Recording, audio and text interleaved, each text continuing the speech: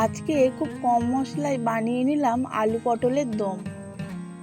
ভাত, রুটি, পরোটা সব কিছুর সাথেই কিন্তু এই দম খাওয়া যাবে। প্রথমেই আলু আর পটল সমান পরিমাণে নিয়ে নিয়েছি। এবার পটলের খোসা ছাড়িয়ে নেব। পটলের খোসা কিন্তু আমি পুরোপুরি পটলের খোসা আমি ফেলবো না। মাথার অংশটা আর নিচের অংশটা কেটে নিয়ে আমি ঠিক পটলগুলো এই রকম গায়ে একখানা করে দাগ থাকবে সেই রকম করে পটলগুলো কিন্তু আমি ছাড়িয়ে নিয়েছি। এবার পটলগুলো এই রকম মাঝখানে এক ভাগ করে নিয়েছি। এইবার আলুর খোসা ছাড়িয়ে আমি আলুগুলো ঠিক এই রকম করে কেটে নিলাম, ঠিক দমের মতন সাইজ করে। এবার দুটো পেঁয়াজ, রসুন, এক টুকরো আদা, কয়েকটা কাঁচা লঙ্কা আর একটা টমেটো দিয়ে আমি একটা মশলা বানিয়ে নিলাম। কড়াইতে সর্ষের তেল গরম আগেই করতে দিয়ে দিয়েছিলাম। এবার কাটা পটলগুলো লবণ আর হলুদ দিয়ে আমি লাল লাল করে ভেজে নেব।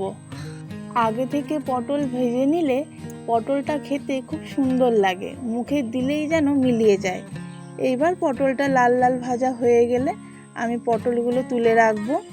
তুলে রাখা হয়ে গেলে আমি কড়াইতে ওই তেলেই আমি ওই কেটে রাখা আলুগুলো একই রকমভাবে লাল করে ভেজে নেব।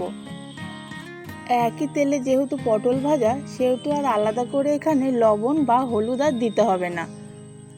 লাল করে ভাজা হয়ে এলেই আলুগুলো আমি তুলে রাখলাম। এবার কড়াইতে ফোড়নের জন্য আমি দিয়ে দিলাম তেজপাতা আর গোটা জিরে। ফোড়ন থেকে গন্ধ বেরোলে আমি এর মধ্যে দিয়ে দিচ্ছি মিক্সিতে বাটা ওই মশলাটা। খুন্তি দিয়ে হালকা নাড়াচাড়া করে নিচ্ছি কড়াইতে যাতে মশলা না লেগে যায়। কিছুক্ষণ পর মশলা থেকে তেল ছেড়ে দিলে আমি এখানে দিয়ে দেব মিক্সি ধোয়া জলটা। জল দিয়ে আবারও খুব ভালো করে মশলাটাকে কষাতে হবে।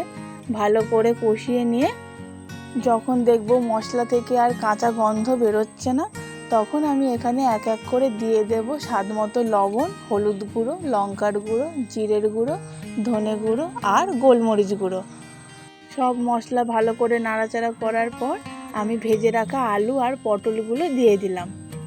খুন্তি দিয়ে হালকা নাড়াচাড়া করে নিয়ে মশলার সাথে আলু পটল খুব ভালো করে মিশিয়ে নিচ্ছি। এই যে ঠিক এই রকমভাবে। এবার সব কিছু ভালো করে কষানো হয়ে গেলে আমি এর মধ্যে দিয়ে দিলাম পরিমাণ মতো জল।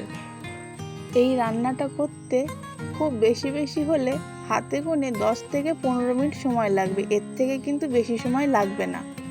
মাঝে মাঝে খুন্তি দিয়ে নাড়াচাড়া করব, দেখে নেব যে আলু সিদ্ধ হয়েছে নাকি।